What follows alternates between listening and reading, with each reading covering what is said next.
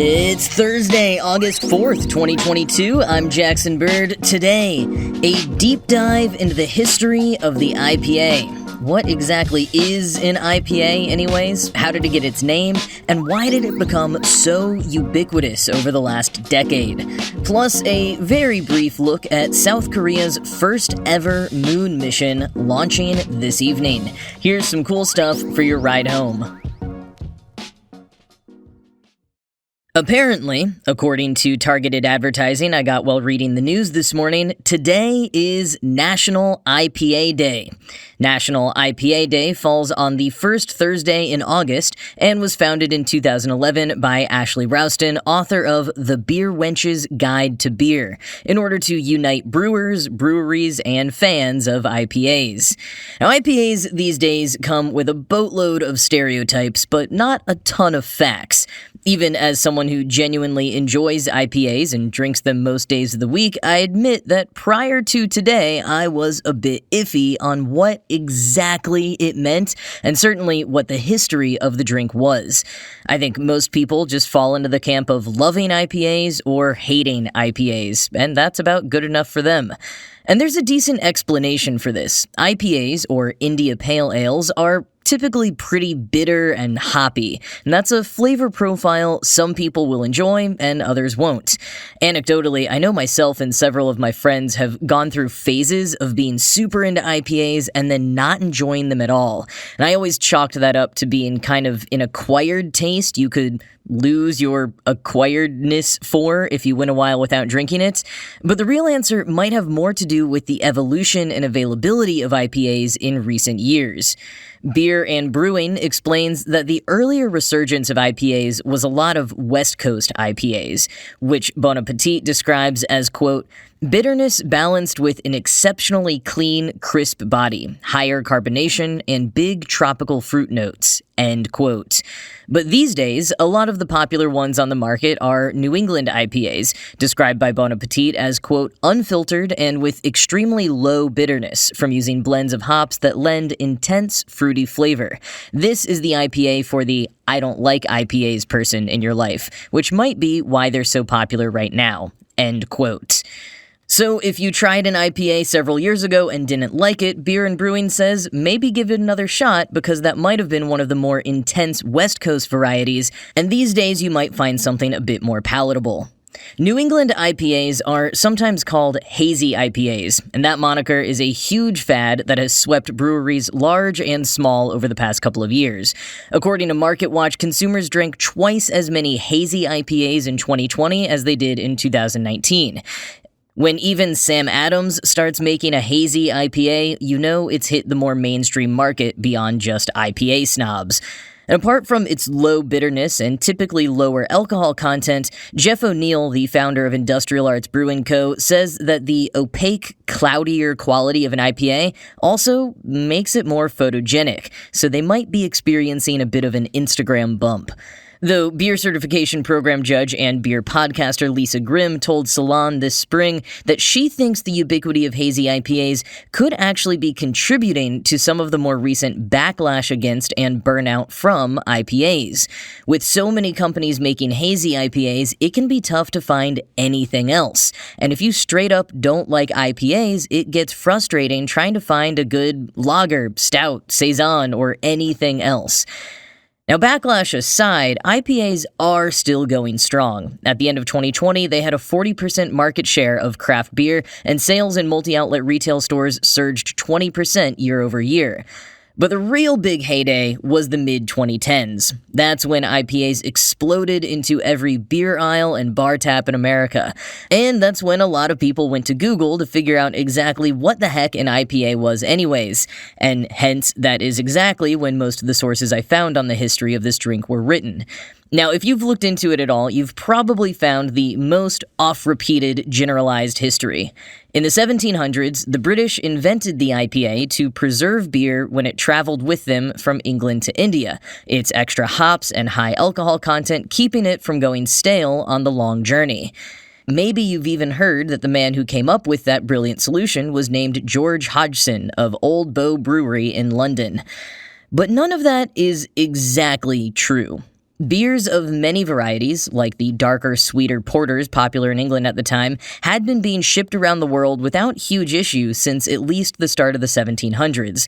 As Martin Cornell put it in Beer Connoisseur back in 2010, there was no need to invent a new style of beer to survive the trip to India, and in fact, porter remained popular in India throughout the 1800s. Not only did extra hoppy pale ales not need to be invented for that purpose, they already had been invented prior to George Hodgson's version. Aaron Goldfarb explained in Wine Enthusiast that the practice of coke firing in the mid-1600s led to the creation of pale ales in the early 1700s. Quote, "Coke firing made coal usable as malting fuel, which offered more control over the process during the mid-1600s. It burned more cleanly and allowed for a lighter roast compared to wood or peat, which would have darkened the malt and imparted a smoky taste. By the turn of the 18th century, the technique allowed for the creation of pale ales in England. These beers were shipped to India as early as 1717. In 1784, these pale ales were advertised in the Calcutta Gazette. That's pretty solid proof that the English made successful beer shipments to India long before they loaded the brews with tons of hops." End quote. Basically, all beers going to India were being fortified with extra hops to preserve them, according to Joshua Bernstein in Punch. And Goldfarb points out that well into the mid-1800s, the British East India Company was still sending more porter to India than pale ale, though both were being sent in enormous quantities. Pale ales were there, and they were favored for the journey and the warmer climate because of their hops, but they weren't invented because of the British colonization of India. And George Hodgson was the best-known and perhaps most successful exporter of pale ales at the time. His brewery was well-positioned near the East India Company's dock, and he made a handful of clever business and production decisions that gave him an edge over competitors, of which there were many. And by the time his sons took over the brewery, according to William Bostock's The Brewer's Tale, A History of the World According to Beer, they became absolutely ruthless at flooding the market and driving down prices to scare off competitors. Given Hodgson's Old Bow Brewery's huge presence at the time, it's not completely surprising that he was erroneously credited with an invention that had been brewing for decades before he entered the game.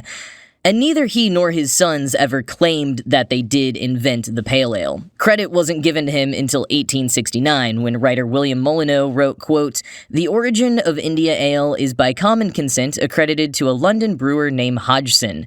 The brewery where pale ale was first brewed, according to popular opinion, was the Old Bow Brewery." End quote. India ale. That's another thing. It would be a while before it was referred to as India Pale Ale.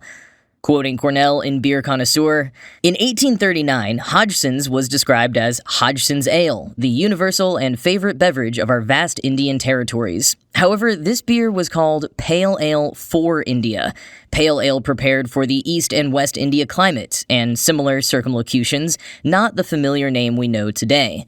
The first use of the phrase that eventually became shortened to IPA does not seem to occur until an advertisement in the Liverpool Mercury newspaper on January 30th, 1835, for Hodgson's East India Pale Ale. Even after this, many newspaper advertisements continued to talk about pale ale as prepared for India, rather than India Pale Ale, for another decade or so." End quote.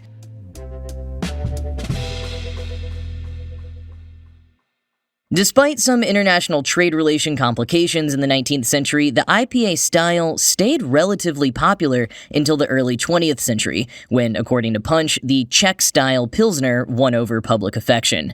Shortly before then, IPAs did make the leap over to America. The first American-brewed IPA was in Newark, New Jersey in 1878, and that Ballantine IPA actually stayed in production until 1996. But for most of that time, Americans weren't too keen on IPAs, nor was anyone else. Quoting Punch, "The modern American boom of the style can really be traced back to two beers, beginning in 1975 with San Francisco's Anchor Brewing Liberty Ale, which was brewed with a new hop called Cascade. Floral and full of grapefruit bitterness, Liberty was freedom from light lager tyranny, an early IPA even if it lacked the descriptor. 8 years later, Burt Grant's Yakima Brewery and Malting Company was the first beer to pair the style with its proper moniker. The IPA gradually became a weapon in craft brewers' battle against conglomerates. The mid-90s welcomed Lagunitas IPA and Stone IPA, symphonies of citrus and pine that solidified the West Coast as a stylistic trailblazer. End quote. East Coast and Midwest breweries were entering the game throughout the 90s as well. It wouldn't be until the mid-aughts, however, that breweries started cranking the bitterness and alcohol content way up. This was the era when the stronger, the better, at least for the then small niche of beer lovers who wore their ability to withstand a super strong IPA as a badge of honor. As Grimm told Salon, quote, "There was a real emphasis on aggressive bitterness, and IPAs like Stone's Arrogant Bastard made a big deal about how extreme they were, and how only really hardcore people could handle it." End quote.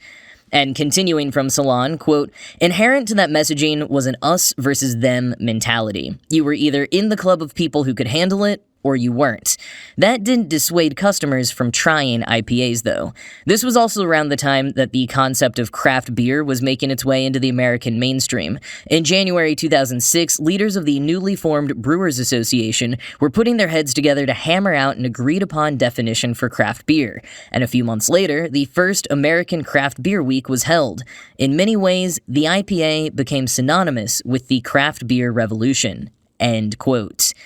But after the bubble on extreme IPAs essentially burst, many breweries slingshotted back to full-flavored, lower-alcohol IPAs, like the Sessions and Hazy's topping the market right now. That's part of the fascination with IPAs, both from consumers and brewers, is there is so much you can do with them. Different hops from different places around the world can elicit so many different kinds of flavors. There's a lot of innovation happening. A lot of creative brewers are seeing how much they can push the boundaries within the one style.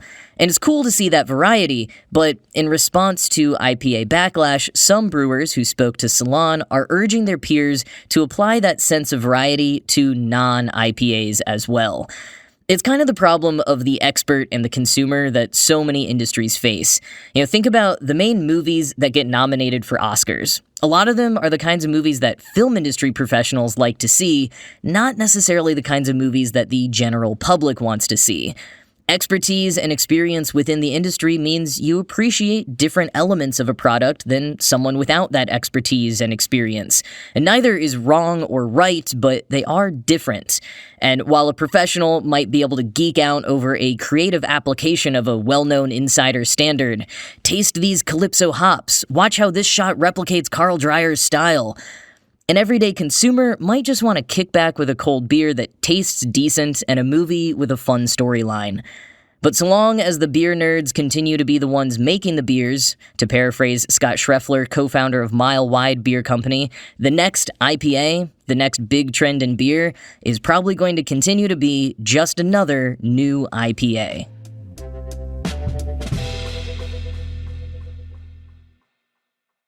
Today, Thursday the 4th at 7 p.m. Eastern, so likely having already occurred by the time you listen to this, South Korea will have launched their first ever lunar orbiter.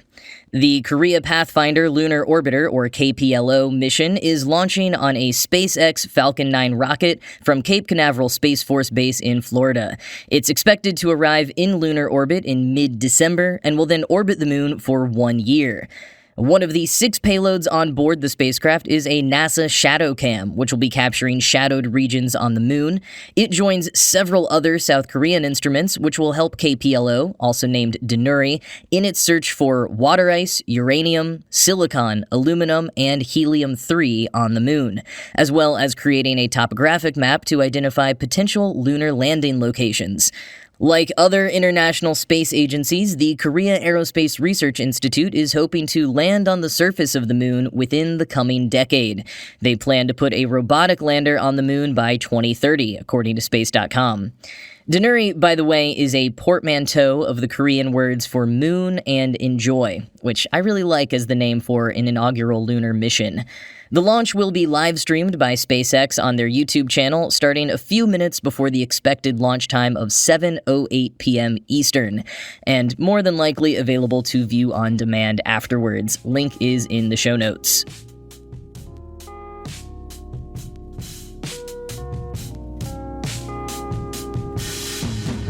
All right, well, that's going to be it for me for today. This show was produced by Ride Home Media. I'm Jackson Bird, and I will talk to you again tomorrow.